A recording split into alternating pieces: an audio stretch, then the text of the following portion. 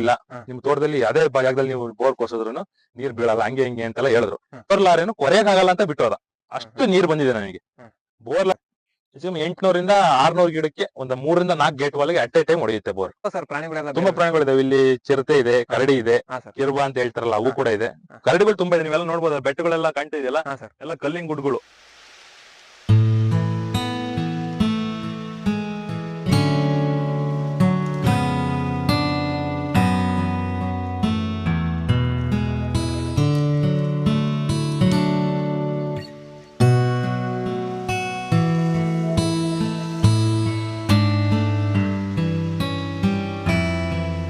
ನಮ್ಮ ತೋಟದಲ್ಲಿ ಒಟ್ಟು 3 ಬೋರ್ ಇದೆ.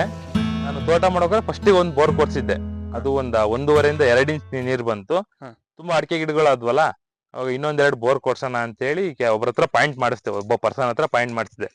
ಅವಾಗ ನಮ್ಮ ಮನೆಯವರೆಲ್ಲ ಹೇಳಿದ್ರು, ದೇವ್ರ ಕೇಳ್ಬೇಕು, ದೇವ್ರ ಕೇಳದಲ್ಲೇ ಬೋರ್ ಕೊರ್ಸೋದ್ ಬೇಡ, ಆತರ ಈ ತರ ಅಂತೆಲ್ಲ ಹೇಳಿದ್ರು.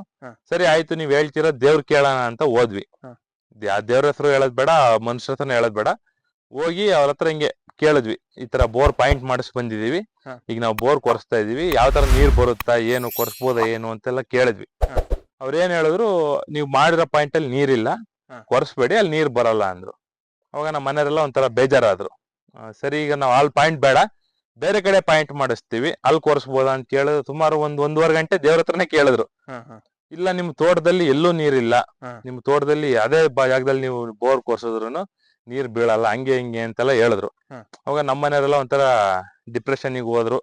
ಈಗ ಒಂದೇ ಬೋರಲ್ಲಿ ಇಷ್ಟೊಂದು ತುಂಬಾ ಗಿಡಗಳಿದಾವೆ, ನೀರ್ ಮೇಂಟೈನ್ ಆಗ್ತಿಲ್ಲ. ಅದು ತೀರಾ 1.5-2 ಇಂಚ್ ನೀರ್ ಅಷ್ಟೇ ಬಂದಿತ್ತು, ಸಾಲ್ತಿರಲಿಲ್ಲ ಗಿಡಗಳಿಗೆ. ಈ ಕಡೆಯಿಂದ ಬಿಟ್ಕೊಂಬರೋಷ್ಟಿಗೆ ಆ ಕಡೆಯಿಂದ ಎಲ್ಲ ಒಣಗಿ ಸಣ್ಣ ಗಿಡಗಳಲ್ಲ. ಅವಾಗ ನಾನೇನ್ ಮಾಡಿದೆ, ನಮ್ಮ ಮನೆಯವ್ರಿಗೆ ಯಾರಿಗೂ ಹೇಳ್ದಂಗೆ ಬೆಳಿಗ್ಗೆನೆ ಬೋರ್ ಗಾಡಿ ತಗೊಂಬಂದು ಕೊರ್ಸಿದ್ವಿ. ಅವಾಗ ಕೊರ್ಸದ್ವಲ್ಲ, 360 ಅಡಿಗೆ, ಸರ್ ಈ ಬೋರ್ ಕಾಣ್ತಾ ಇದೆಯಲ್ಲ ನಿಮಗೆ, 360 ಅಡಿಗೆ ಬೋರ್ ಲಾರೇನು ಕೊರೆಯಕ್ಕಾಗಲ್ಲ ಅಂತ ಬಿಟ್ಟೋದ. ಅಷ್ಟು ನೀರ್ ಬಂದಿದೆ ನನಗೆ. ಬೋರ್ಲ ಅದು ವಿಡಿಯೋ ನಾವು ಮಿಸ್ ಆಗಿ ನನ್ನ ಹತ್ರ ಡಿಲೀಟ್ ಆಗ್ಬಿಟ್ಟಿದೆ. ಆ ವಿಡಿಯೋ ಇದ್ರೆ ನಿಮ್ಗೆ ತೋರಿಸ್ತಾ ಇದ್ದೆ. ಹೆಚ್ಚು ಕಮ್ಮಿ ಈಗ ಇವೆಲ್ಲ ಸಣ್ಣ ಗಿಡಗಳು ಅವಾಗಿನ್ನು. ಇಲ್ಲಿ ಹೆಚ್ಚು ಕಮ್ಮಿ ಒಂದು ಸಮುದ್ರ ಹರಿದೋಗೋ ತರ ಹರಿದೋಗ್ತಾ ಇತ್ತು ನೀರು. ತುಂಬಾ ನೀರ್ ಬಂತು. ಆಮೇಲೆ ಅದೇ ತರ ಇನ್ನೊಂದು ಬೋರ್ ಕೊರ್ಸ್ತೆ, ಅದು 420 ಅಡಿಗೆ, ಅದು ಆ ಕಡೆ ಇದೆ. ಅದನ್ನು 420 ಅಡಿಗೆ ಒಂದು ಲೆಂತ್ ಇಳಿಸಿದ್ದ, ನೀನ್ ಅರ್ಧ ಲೆಂತ್ ಇಳಿಸಲ್ಲ, ನಾನ್ ದುಡ್ಡೇ ಕೊಡಲ್ಲ ನಿಮಗೆ ಅಂತ ಹೇಳಿ ತುಂಬಾ ಜಗಳ ಮಾಡಿದ್ವಿ. ನೀವು ದುಡ್ಡೇ ಕೊಡೋದ್ ಬೇಡ, ನಮ್ ಕೈಲಿ ಕೊರೆಯಕ್ ಆಗಲ್ಲ ನೀರು, ಅಷ್ಟ್ ನೀರ್ ಫೋರ್ಸ್ ಬರ್ತಾ ಇದೆ, ನಾವು ಕೊರೆಯಲ್ಲ ಅಂತ ಹೇಳಿ ಬಿಟ್ಟೋದ್ರು.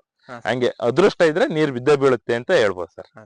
ಇವಾಗ ದೇವ್ರನ್ನೆಲ್ಲ ಇವಾಗ ಸುಮಾರು ಜನ ದೇವ್ರ ಕೇಳದಲ್ಲಿ ಯಾವ ಕೆಲಸನೂ ಮಾಡಲ್ಲ, ಕೆಲವ್ರು ಮಾಡಲ್ಲ, ಕೆಲವ್ರ ನಂಬಿಕೆ ಆತರ ಇರುತ್ತೆ. ಈಗ ನನಗಂದ್ರೆ ಆ ಟೈಮಲ್ಲಿ ಬೇಸಿಗೆಗಾಲ ಇತ್ತು, ನನ್ನ ಅಡಿಕೆಗಳು ಒಣಗೋಗ್ತಾ ಇದ್ವು. ನೋಡೋಣ, ಅದು 2 ಇಂಚ್ ನೀರ್ ಬರ್ತಾ ಇತ್ತು, ಇವೆರಡರಿಂದ ಸೇರ್ 2 ಇಂಚ್ ನೀರ್ ಬಂದ್ರು ನನಗ್ ಮೇಂಟೈನ್ ಆಗುತ್ತಲ್ಲ, ಒಟ್ಟು ಏನೋ ಒಂದ್ ಮಾಡ್ಲೇಬೇಕು ಅಂತ ಬಂದ್ಬಿಟ್ಟಿದೀನಿ. ಹಂಗಾಗಿ ಮಾಡ್ಲೇಬೇಕು ಅಂತ ಕೊರ್ಸ್ದೆ. ನೀರು ಬಂದು ಚೆನ್ನಾಗಿ ನೀರ್ ಬರ್ತಾ ಇದೆ. ಈಗಲೂ ತುಂಬಾ ಚೆನ್ನಾಗಿ ನೀರ್ ಹೊಡಿತಾ ಇದೆ. ಈಗ ನೀವು ನೋಡ್ಬೋದು, ಆನಲ್ಲೇ ಇದೆ ಬೋರ್. 800 600 ಗಿಡಕ್ಕೆ ಒಂದು 3 ರಿಂದ 4 ಗೇಟ್ ಒಳಗೆ ಅಟ್ ಎ ಟೈಮ್ ಹೊಡೆಯುತ್ತೆ ಬೋರ್. 2 ಬೋರಿಂದ ಕಂಟಿನ್ಯೂಸ್ 3 ದಿವಸ ನಾನು ನೆನ್ಸಿದೆ ಅಂದ್ರೆ ಇಡೀ ತೋಟ ಫುಲ್, ನಾನು ಬರೀ ಗಿಡ ನೆನ್ಸದಲ್ಲ, ಇಡೀ ತೋಟ ನೆನ್ಸ್ಬಿಡ್ತೀನಿ. 3 ದಿವಸ ಬೋರ್ ಆನ್ ಆಗಿತ್ತು ಅಂದ್ರೆ ನಂದು ಇಡೀ ತೋಟ ನೆನೈತೆ. ಇನ್ನೊಂದು ವಾರ ರೆಸ್ಟ್ ಮಾಡ್ತೀನಿ. ಒಂದ್ ವಾರ ನಾನು ತೋಟದ ಕಡೆ ಅವಾಗ ಬರ್ತೀನಿ, ನೋಡ್ಕೊಂತೀನಿ. ನಮ್ಮ ಅಪ್ಪ ನಮ್ಮಮ್ಮ ಅವರು ಕೂಡ ಬರ್ತಾರೆ. ಬಂದು ತೋಟ ಏನಾದ್ರು ನೋಡ್ತೀವಿ, ಮತ್ತೆ ಹೋಗ್ತೀವಿ. ಟಿಶ್ಯೂ ಕಲ್ಚರ್ ಬಾಳೆ ಸರ್, ನಾನು ಅವಾಗಲೇ ನಿಮಗೆ ಟಿಶ್ಯೂ ಕಲ್ಚರ್ ಬಾಳೆ ಅಂತ ಹೇಳಿದ್ನಲ್ಲ, ನೀವು ನೋಡ್ಬೋದು ಇಲ್ಲಿ ಟಿಶ್ಯೂ ಕಲ್ಚರ್ ಬಾಳೆ. ಈ ಪ್ಲಾಟ್ ಅಲ್ಲಿ ಒಂದು 800 ಗಿಡ ಹಾಕಿದೀನಿ. ಇದು ಫಸ್ಟ್ ರಾಗಿ ಹಾಕಿದ್ದೆ.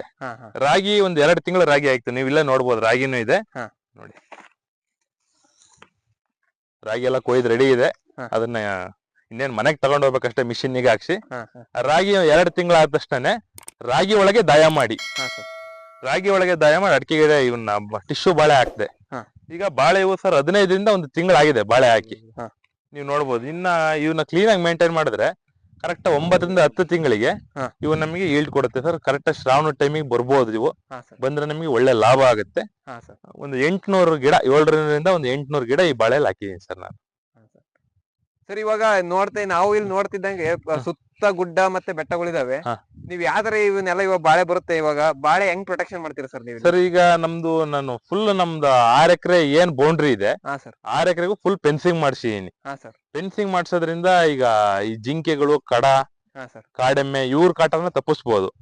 ಆದ್ರೆ ಈ ಕಾಡಂದಿಗಳು ಇದೆಯಲ್ಲ, ಅದ್ರ ಕಾಟನ ಸ್ವಲ್ಪ ತಪ್ಪಿಸೋದ್ ಕಷ್ಟ ಇದೆ. ಈಗ ಅವೇನಂದ್ರೆ ತಂತಿ ಬೆಲ್ಲಿ ಮುಸ್ಕೊಂಡ್ ಬಂದ್ಬಿಡ್ತವೆ. ಇವ್ ಬೇರೆ ಈ ಕಾಡೆಮ್ಮೆ, ಜಿಂಕೆಗಳೆಲ್ಲ ಅವೆಲ್ಲ ಬರೋದಕ್ಕಾಗಲ್ಲ. ಈ ಹಂದಿಗಳು ನುಸ್ಕೊಂಡ್ ಬಂದ್ಬಿಡ್ತವೆ. ಈ ಹಂದಿಗಳು ಏನ್ ಮಾಡ್ತವೆ, ಈ ಬಾಳೆಗಳು ಈಗಲೇ ತಿನ್ನಲ್ಲ, ಒಂದು 2 ರಿಂದ 3 ತಿಂಗಳು ಒಂದು ಈ ಸುಮಾರು ಬಂದ ತಕ್ಷಣನೇ ಹಾ. ಆ ಗೆಡ್ಡೆ ತಿನ್ನಕ್ಕೆ ಗಿಡಗಳನ್ನೆಲ್ಲ ಬಗದ್ ಬಿಡ್ತವೆ. ಹಾ, ಹಾ. ಬಗದು ಅದ್ರೊಳಗಿರೋ ಗೆಡ್ಡೆಗಳನ್ನ ತಿಂತಾ ಬರ್ತವೆ. ಹಾ ಸರ್. ಅದರಿಂದ ನಾವು ಅದನ್ನ ಪ್ರೊಟೆಕ್ಷನ್ ಮಾಡೋದಕ್ಕೆ ಏನ್ ಮಾಡ್ತೀವಿ ಅಂದ್ರೆ ಈ ಪೋರೆಟ್ ಅಂತ ಒಂದು ಪೌಡರ್ ಬರುತ್ತೆ. ಹಾ ಸರ್. ಅದು ಬ್ಯಾನ್ ಆಗಿದೆ ಅನ್ಸುತ್ತೆ. ಹಾ. ಆ ಪೌಡ್ರನ್ನ ಸಣ್ಣ ಗಂಟುಗಳಲ್ಲಿ ಅದ್ಯಾರು ಸಿಕ್ಕಿದ್ರೆ ಸಣ್ಣ ಗಂಟು ಮಾಡಿ ಅದ್ರ ಬಡ್ಡೆ ಕಟ್ತೀನಿ. ಹಾ. ಇಲ್ಲ ಅಂದ್ರೆ ಸೌಂಡ್ ಬರೋ ಅಂತ ಏನಾದ್ರು ಒಂದು ಮ್ಯೂಸಿಕ್ ಹಾಕಿ ಮೈಕ್ ಇದೆ. ಹಾ. ಮೈಕಲ್ಲೇ ಆಡೋ ಚಿಪ್ ಇದೆ. ಹಾ. ವೈರಿಂಗ್ ಸಿಸ್ಟಮ್ ತಗೊಂಡ್ಬಂದು ಇಲ್ಲೆಲ್ಲಾರು ಒಂದು ನಾಯಿ ಬೊಗಳ ತರನೋ ಅಥವಾ ಏನೋ ಮನುಷ್ಯ ಸೌಂಡ್ ಮಾಡೋ ತರ ಪಟಾಕಿ ಹೊಡಿಯೋ ತರ ಹಾ. ಆತರ ಹಾಕ್ತೀನಿ. ಒಂದು 15 ತಿಂಗಳಿಗೆ ಒಂದ್ಸಲ ನೈಟ್ ಹೊತ್ತು ಬಂದು ಬ್ಯಾಟ್ರಿ ಗೀಟ್ರಿ ಹಾಕಿ ಒಂದ್ ಸ್ವಲ್ಪ ಹೊತ್ತು ಇದ್ದು ನಾವುನು ಹಾ. ಆತರ ಪ್ರೊಟೆಕ್ಷನ್ ಮಾಡ್ತೀವಿ. ಗಿಡಗಳು ಸ್ವಲ್ಪ ದೊಡ್ಡವಾಗ ತನಕ ಅಷ್ಟೇ. ಹಾ ಸರ್. ತೀರಾ ದೊಡ್ಡವಾದ್ಮೇಲೆ ಅವೇನ್ ಮಾಡಲ್ಲ. ಹಾ. ಆದ್ರೆ ಬೇರೆ ಪ್ರಾಣಿಗಳದ್ದು ಏನಂದ್ರೆ ಫೆನ್ಸಿಂಗ್ ಇರೋದ್ರಿಂದ ಬೇರೆ ಪ್ರಾಣಿಗಳು ಹಸುಗಳು, ಹಾ. ಜಿಂಕೆಗಳು, ಕುರಿಗಳು, ಜನಗಳು ಕುರಿಗಳು ಕಾಟ ಅವೆಲ್ಲ ಏನ್ ಇರೋದಿಲ್ಲ. ಹಾ ಸರ್. ಹಂದಿದೊಂದ್ ಕಾಟ ಇದೆ, ಅದೊಂದ್ ತಪ್ಪಿಸ್ಕೊಂಡ್ರೆ ಏನ್ ತೊಂದ್ರೆ ಇಲ್ಲ ಸರ್. ಇಲ್ಲಿ ಇದಾವ ಸರ್ ಪ್ರಾಣಿಗಳೆಲ್ಲ ತುಂಬಾ ಬೇರೆ? ಪ್ರಾಣಿಗಳಿದಾವೆ ಇಲ್ಲಿ. ಚಿರತೆ ಇದೆ, ಕರಡಿ ಇದೆ, ಹಾ ಸರ್. ಕಿರ್ಬ ಅಂತ ಹೇಳ್ತಾರಲ್ಲ ಅವು ಹಾ. ಕೂಡ ಇದೆ. ಹಾ. ಕರಡಿಗಳು ತುಂಬಾ ಇದೆ, ನೀವೆಲ್ಲ ನೋಡ್ಬೋದು. ಬೆಟ್ಟಗಳೆಲ್ಲ ಕಾಣ್ತಾ ಇದೆಯಲ್ಲ, ಹಾ ಸರ್. ಎಲ್ಲ ಕಲ್ಲಿಂಗ್ ಗುಡ್ಗಳು. ಹಾ ಸರ್. ತುಂಬಾ ಸುಮಾರು ಕರಡಿಗಳಿದೆ. ಕರಡಿಗಳಂತೂ ಬೇಕಾದಷ್ಟಿದೆ. ಜಿಂಕೆಗಳಂತೂ ತುಂಬಾ ಇದೆ. ಹಾ. ಜಿಂಕೆಗಳು, ಕಾಡಂಜಿಗಳು ಎಲ್ಲ ಬೇಕಾದಷ್ಟು ಪ್ರಾಣಿಗಳಿದೆ. ಹಾ ಸರ್. ಆದ್ರೆ ಬೇಟೆನ ನಾನು ಯಾರಿಗೂ ಪ್ರಮೋಟ್ ಮಾಡಲ್ಲ. ಬಂದ್ ಬೇಟೆ ಗೀಟೆ ಆಡಬೇಡಿ ಈ ಕಡೆ ಯಾರು. ಹಾ ಸರ್. ಬೇಟೆ ನಾನು ಪ್ರಮೋಟ್ ಮಾಡೋದಿಲ್ಲ. ಹಾ ಸರ್. ತುಂಬಾ ಪ್ರಾಣಿಗಳಿದೆ, ಪಕ್ಷಿಗಳು, ನವಿಲುಗಳು ಎಲ್ಲ ತುಂಬಾ ಇದೆ.